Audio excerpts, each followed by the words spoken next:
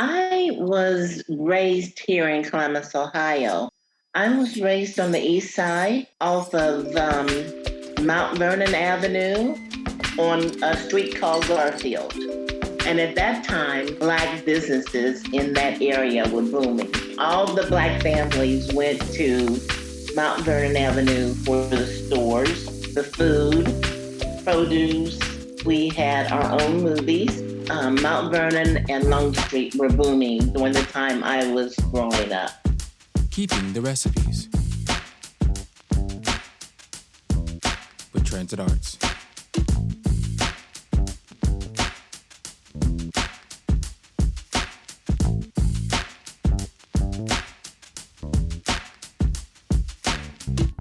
Hey everybody, my name is Andre Barrett, and once again, welcome to Keeping the Recipes, a podcast in which we interview our elders in our community, and we get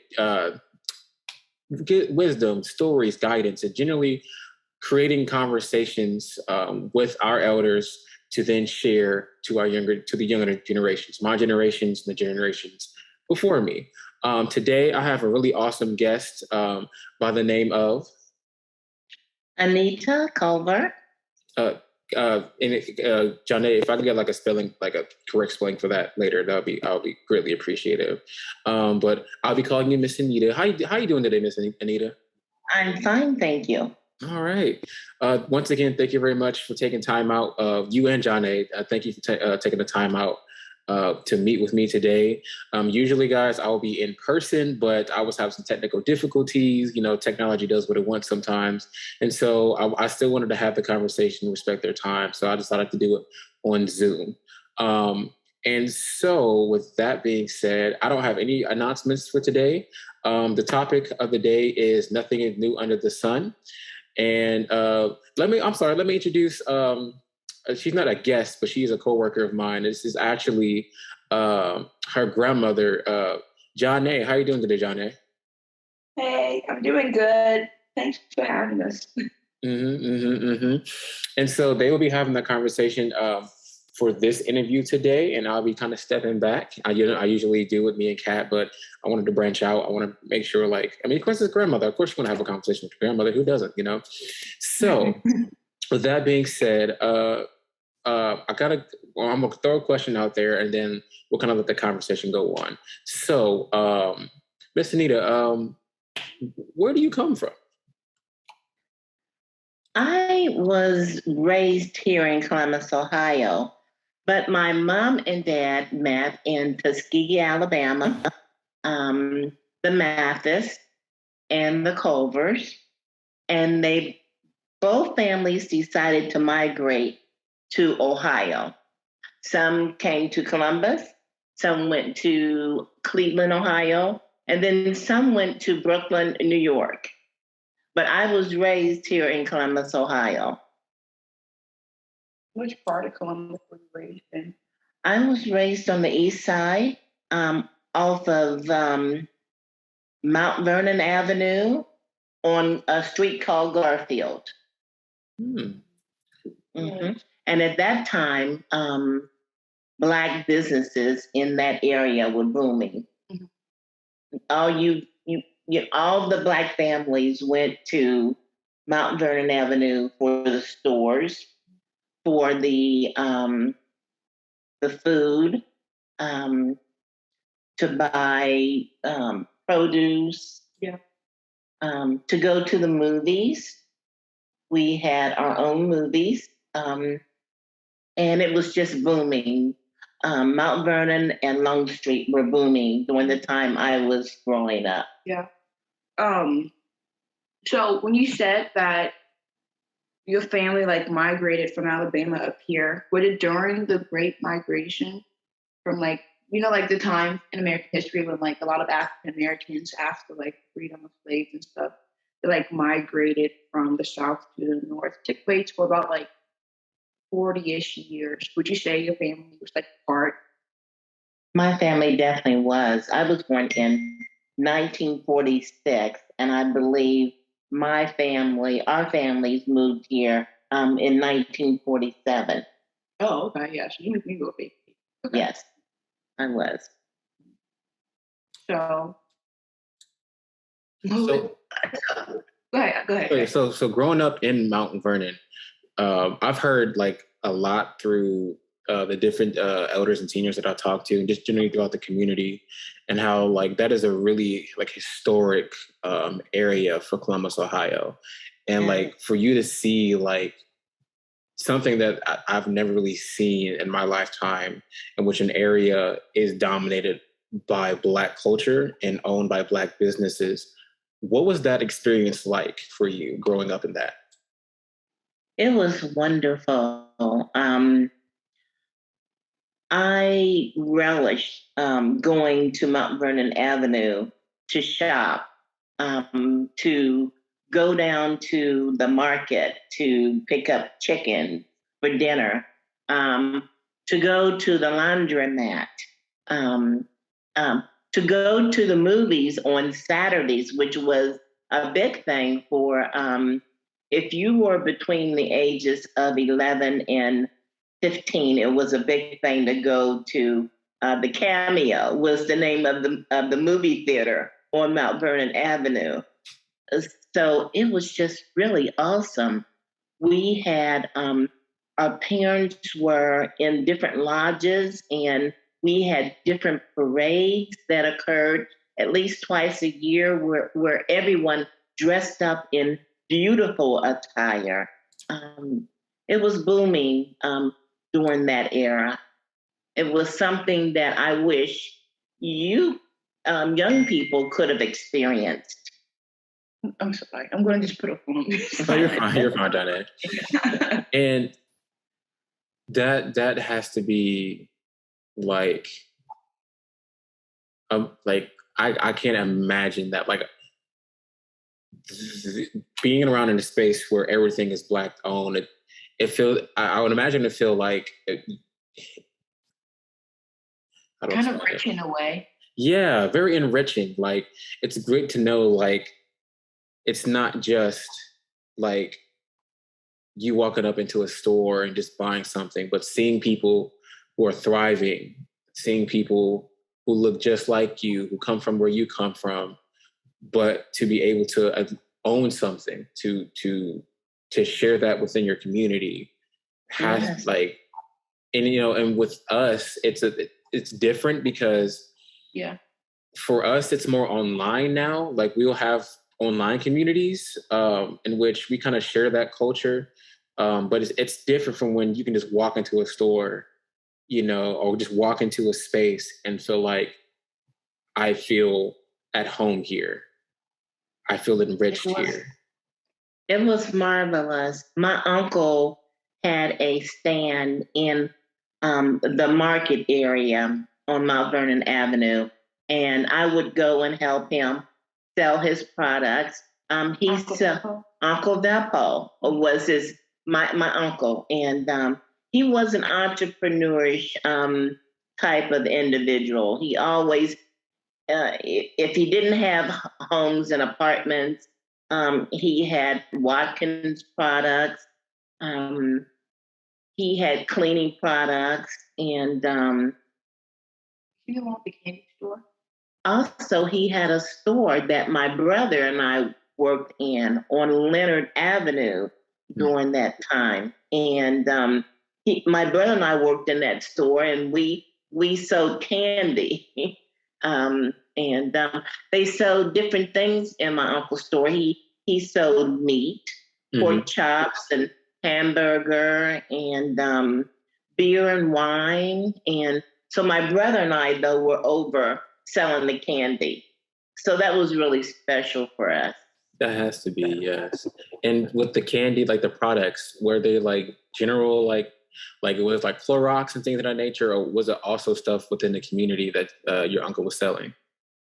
Basically, he sold Watkins products, Okay. which were flavoring like vanilla extract, salt and pepper, different seasonings.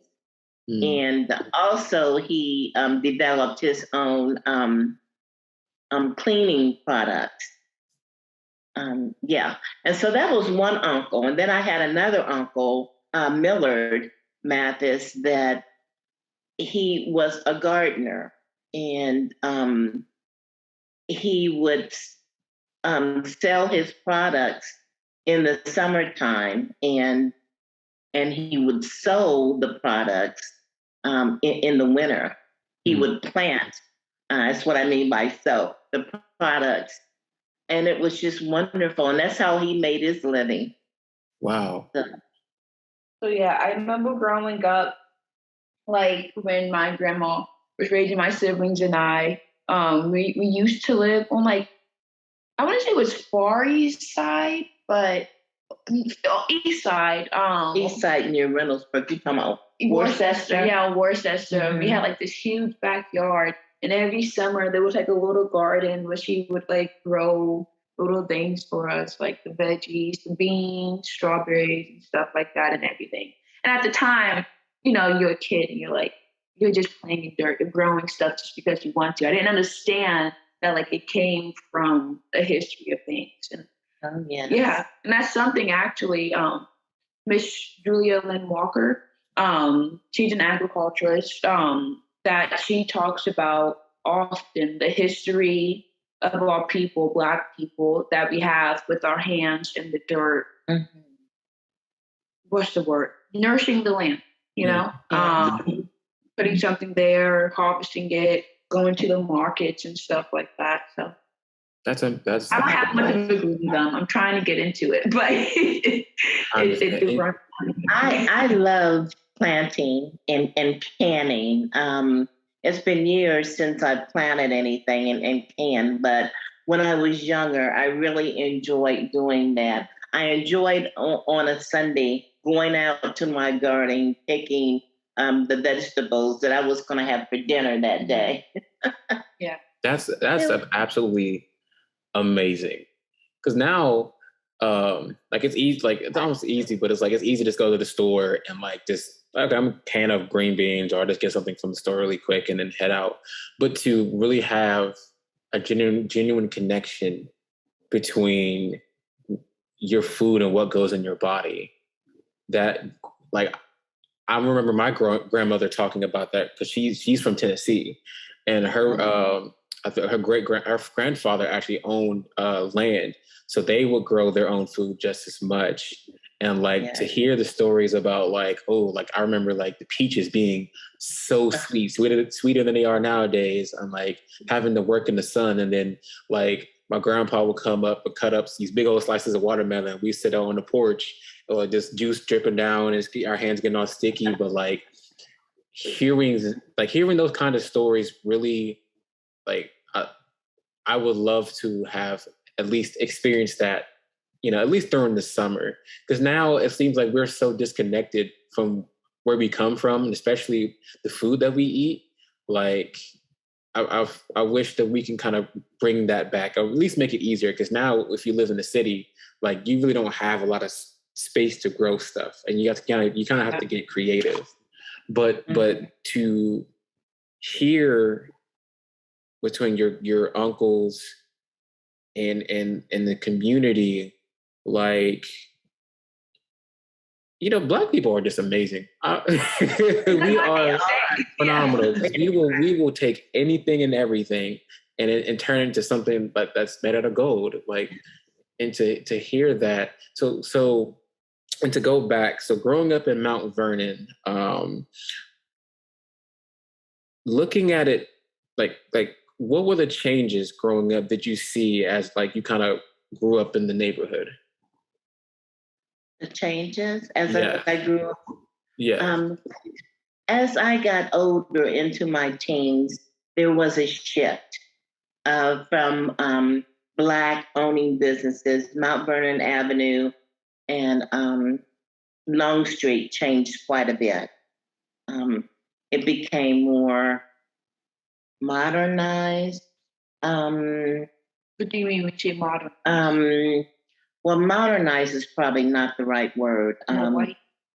It became, there was more of an influx of the white culture that was happening. Gentrification at Mount Vernon and Long Street during that time. Maybe like the first wave. And now I was going to ask earlier, because people have talked about it in Ohio, like Columbus specifically during that time. Was it racially segregated? Yes, it was, but it was very much so. But you didn't know that when you were growing up until you were a certain age because of the Black businesses on Mount Vernon Avenue and Long Street. Yeah. You didn't really know that that was the case. Because you guys basically like stayed in that pocket, that Yes, bubble. Yeah. yes, we did. So after like becoming a teenager, I'd imagine like mid 50s, mid late 50s. That's when you started seeing the shift in There was a shift. culture. Let's say it like that. Culture. Yeah, could you give me some examples of the shift? Well, as far as initially, okay, when I became 13, I got a job on Mount Vernon at Tyler's drugstore. It was called Tyler's Drugstore, and I was a fountain girl. And what is that? a fountain girl, I made milkshake. I soda cokes. Okay. And hamburgers and cheeseburgers. The fountain. Okay. I was called a fountain girl. And so after so many years, that shifted because it closed down. That business closed. They also had a pharmacy. Tyler's Drugstore also had a pharmacy during that time. Let me see. And so I started taking secretarial classes so that I could get a job with the state. And during that time, in your teens and junior high school and high school, you took these classes so that when you graduated from high school, you would be able to take a civil service job and work for the city, the state, or the county. During that time, you knew if you took one of these tests, these exams, that you would be hired, which is totally different now. It's hard to get on. It's very hard to get a governmental job now. Yes, it is. It's a long process. Mm-hmm. And to piggyback off that, like taking that training, like what were the other options? Because if this is what I'm experiencing with this conversation, like what other options would there be job wise? Let's say if you didn't take on that training in the community, would you stay? What typically people continue to work in the community? Were there jobs in the community where people were able to kind of survive and thrive, or did they have to kind of start going outside of Mount Vernon? Well, the jobs inside the community were drying up. The owners were getting older, and the stores were closing down. And so you were either a babysitter or you took training to be an educator or to be a secretary. Those were the main fields my family were involved in pursuing. Okay. So then as more and more stores and like mom and pop shops started to close down, what happened to the community as a result?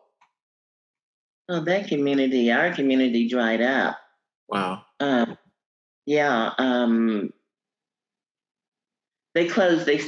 Businesses start closing down. The dry cleaners shut down after a while because maybe the person was too old and maybe the younger people in his family didn't want to carry on that business. The movie theater closed. The bars closed down. Wow. And I think a lot of it had to do with the age. of the owners.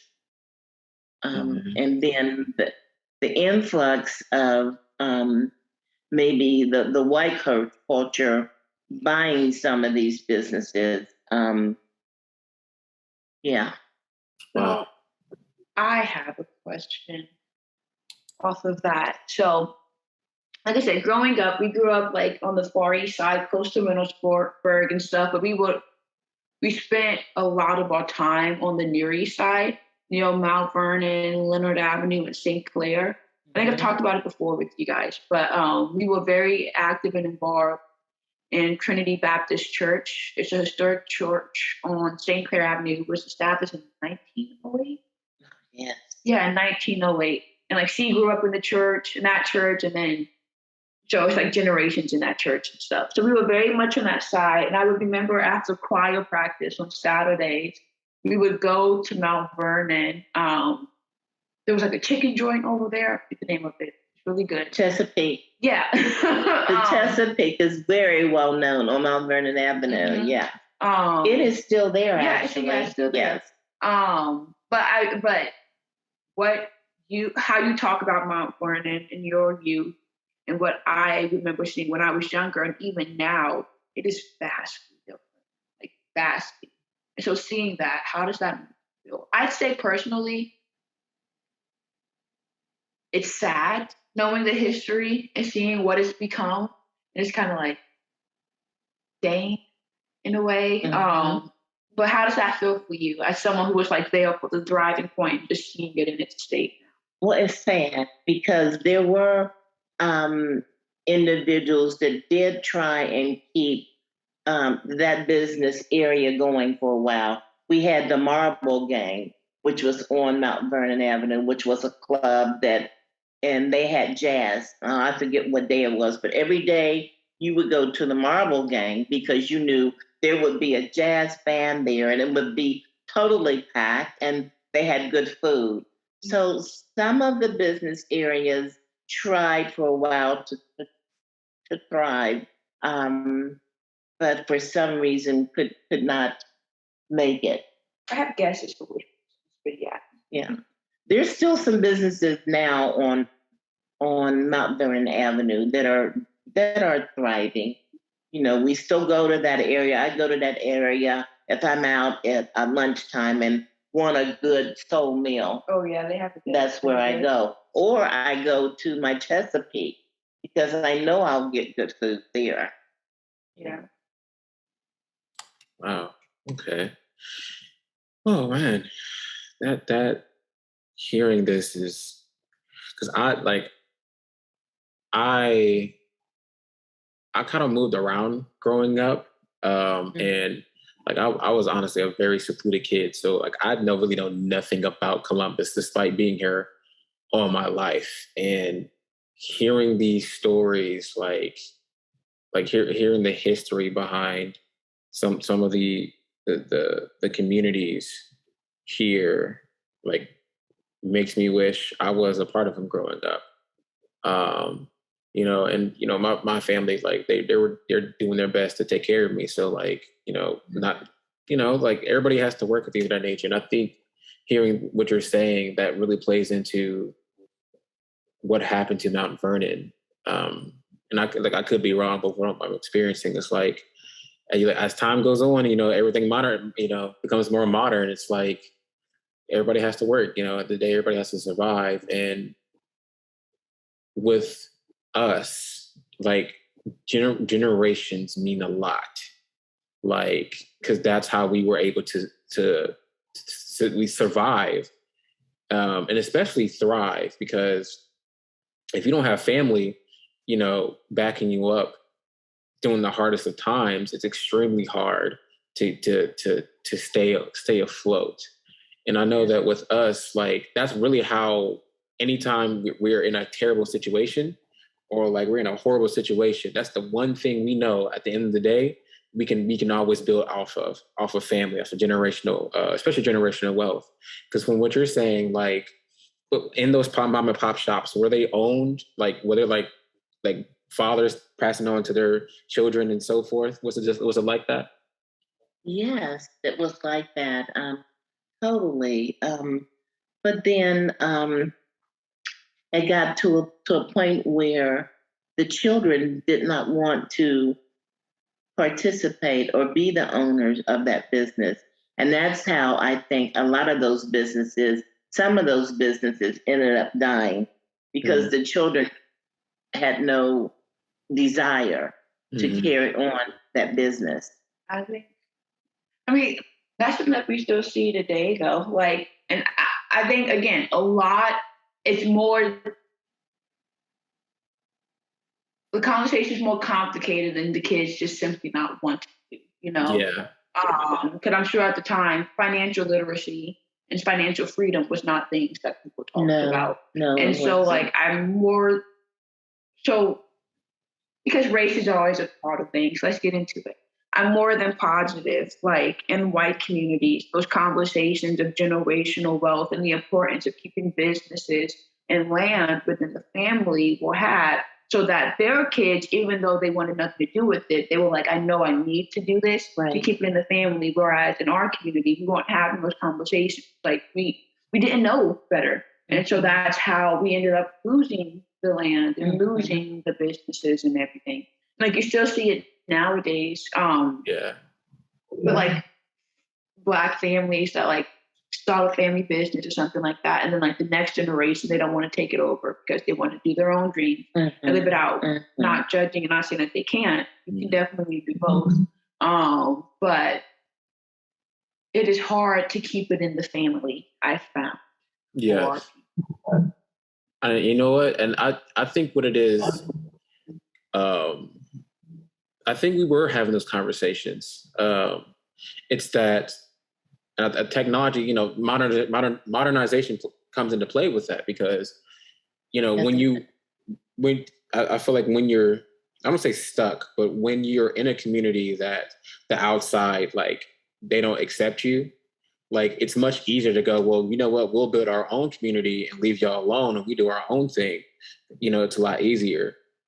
Or simpler, I would say, not easier, but a lot simpler. You know, if nothing's going out there for me and I can build within my own community, I might as well just do that and be, you know, can be happy with that.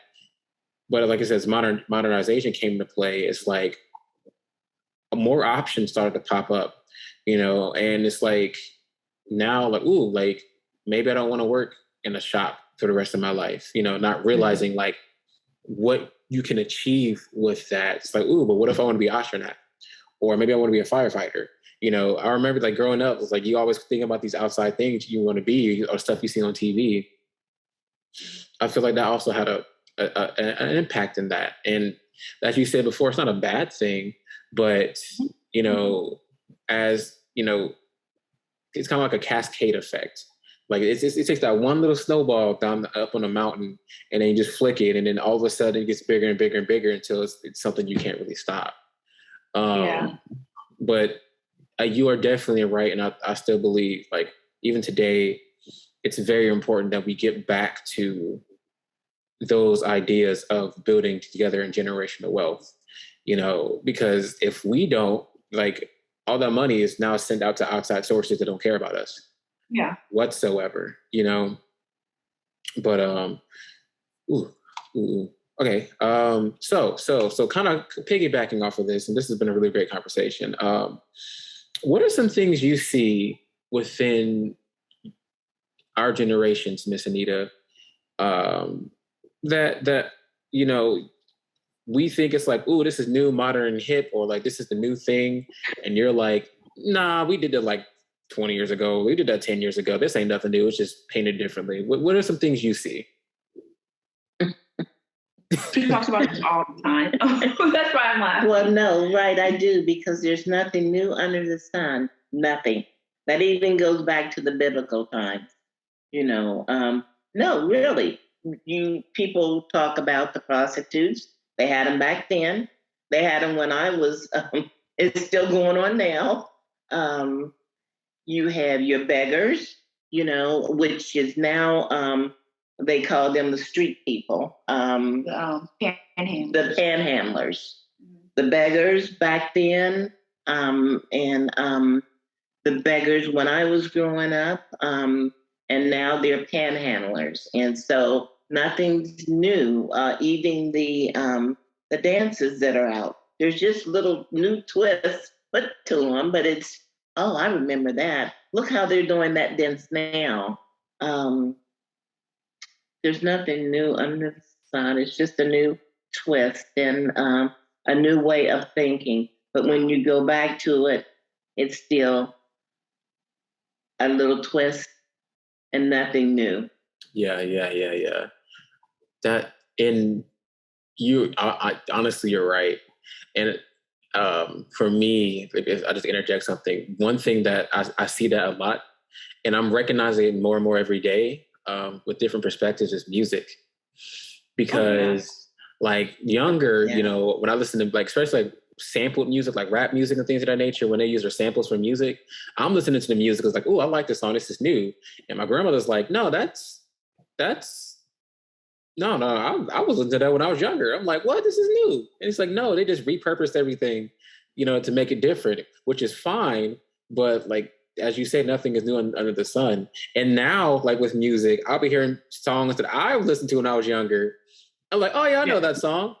And the kids would be like, you don't know nothing about this. I'm like, what? I grew up on this. I am now what my grandmother was, you know, growing up. It's a really weird experience. And I know probably for you, you know, you're just like, yeah, this ain't nothing new. Like, because everything is just kind of repurposed now. And that's not a bad thing. It's just something I tend to notice. Like, what are some other areas you see where things are kind of repurposed? Like, I know music is one thing. What about fashion or like culture? What do you see? The fashion, it keeps coming. It keeps rolling over and coming back. The fashion does. The bell bottoms, the hats, which for a while, you know, you were wearing hats, and the style of the hat. Everything's being repurposed, really. And I'm happy about that. There's some things in my closet that I would refuse to throw away. And now I can put something else with it, and I'll get compliments on it. Oh, okay. Now that's really cool. It's just repurposed. Wow, okay. We kind of had a conversation like this. Like, do you remember last year when I like reported to you? We were just like talking for like 2 hours. And she had kind of touched on it a bit. I'm trying to remember, but I forget. In terms of like social norms, and like how young people nowadays entertain themselves and stuff like that. Would you say there are similarities or differences there? It's a little different now. During my era, we did a lot of house partying and socialized and had great time. And if there were any beeps, which were called back then, you settled it. That term still exists. Yes, it does. Yeah.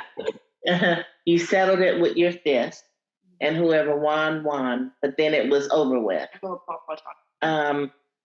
But now it's the gun. The guns have come into how you settle situations now, which is sad. And a lot of our young people don't know the reasoning behind some adults are upset with the saggy pants. I know that might have come about with music, but a lot of the Black older people are upset about the saggy pants some of the boys and some of the girls are wearing.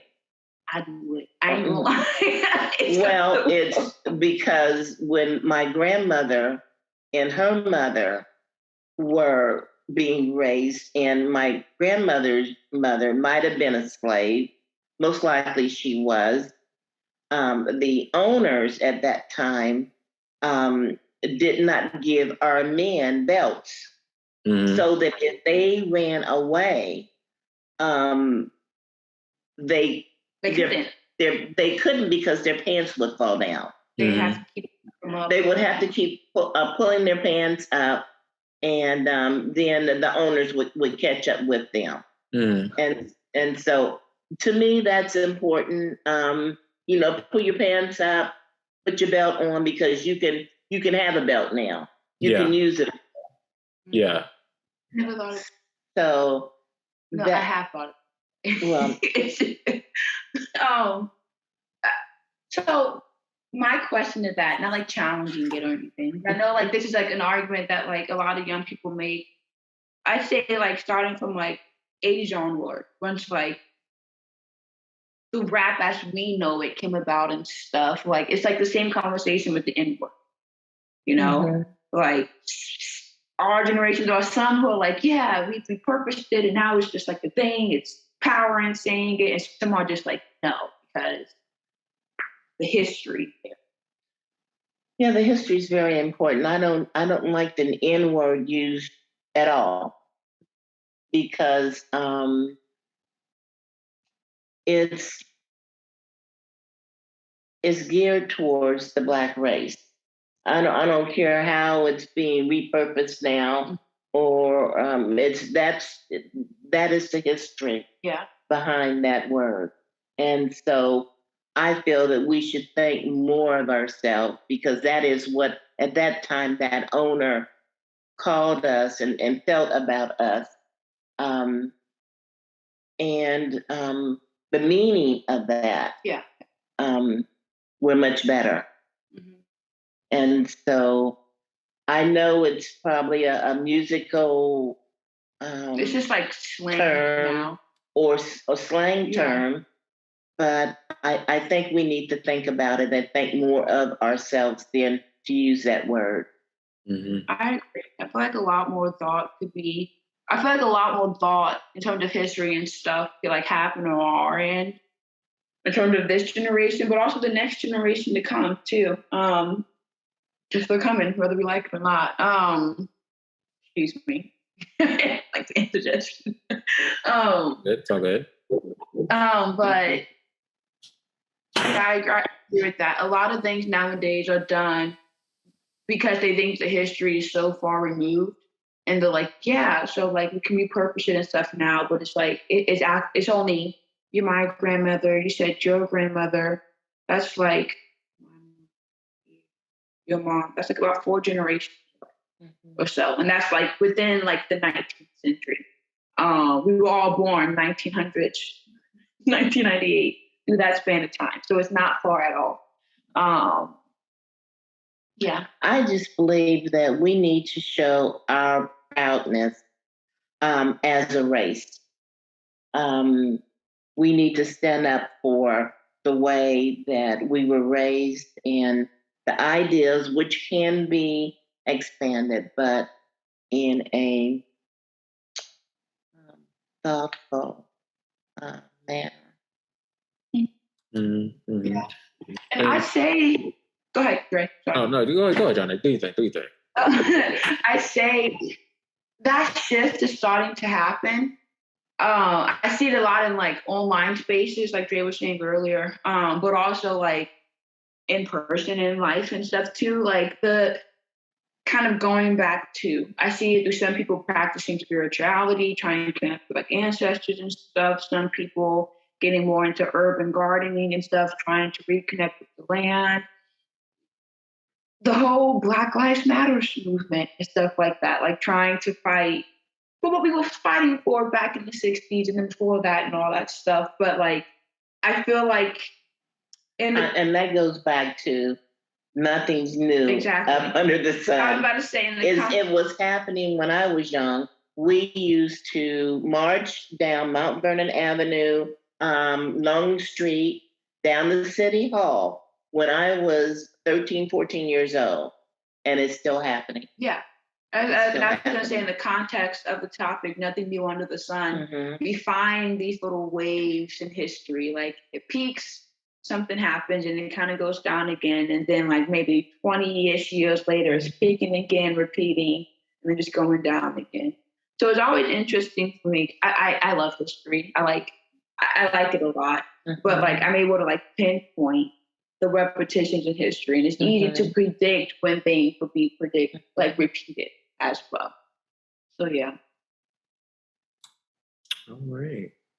Well, honestly, I think this has been a wonderful conversation, and I'm sure other guests will have their historic moments throughout their lifetime, child, just like I have. And mine might be different, but I just remember how during the time I was small until maybe 13, 14, we flourished. Mount Vernon Avenue and Long Street. It was something going to the Cameo and the Lincoln Black movie theaters.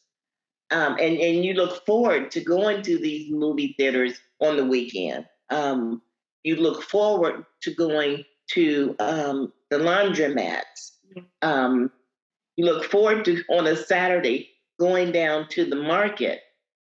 It was just beautiful. It was a beautiful time that I'll always remember. Wow.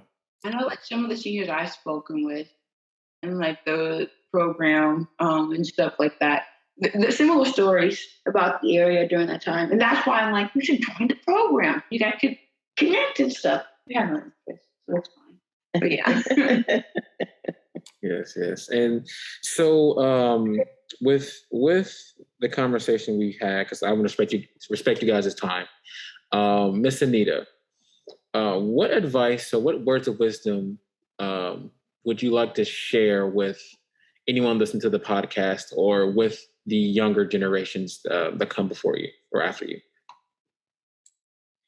I would just say, listen to your grandparents, listen to your parents, and really try and follow their advice, because they're giving you this advice because they don't want you to go through some of the pitfalls that they've gone through. They're not trying to run your life. They're trying to help enrich your life so you won't go through some of the bad times that they get. I definitely agree with that. Because my family tells me all the time. Is there anything else you would like to share with the younger generation, or any other words you would like to speak on? Be proud. Embrace your race. Become educated. Just be more proud about the way you live and your family. That's what I would say. That's what you would say. You know what? And those are some really, really good words. That's something I try to work on every day. With that being said, thank you so much, Miss Anita, for taking time with me today and speaking with me. I greatly appreciate it. And I'm pretty sure the listeners, when they tap into the podcast, they're going to appreciate it too, hearing your perspectives, and especially hearing about Mount Vernon, like where it was, and to see and to hear about how we struggle through anything and we still strive and thrive. That's very comforting to hear. Johnae, did you have anything you want to give out? I think as a young person of this new generation and stuff, I have a very unique experience and perspective because I was raised by my grandmother. And so the advice that she gave and her words of wisdom, she's right. Stuff, she's right. And I feel fortunate, one, to have her to help guide me in the world, but also to help keep the family history alive and stuff. And so if you are listening, you are younger, reach out to your grandparents, even your parents, and have those conversations and stuff, because you learn a lot. And it's good bonding too. Yes, it is. Yeah. It is. You know, shout out to all the grandmas, you know. Shout out to the Yeah. matriarchy. So where would I be without my grandma? I have no idea. You know. With that being said, this has been Keeping the Recipes podcast. Once again, thank you, Miss Anita, and thank you, Johnae, for spending time with me. And I thank you guys, listeners, tapping in with us today and hearing the words of wisdom that was spoken today. I hope you guys have a great rest of your day, and peace, love, prosperity. Yeah. All right. Have a great. Thank you. Appreciate you.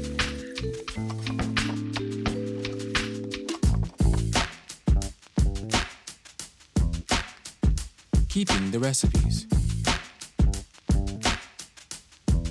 with Transit Arts.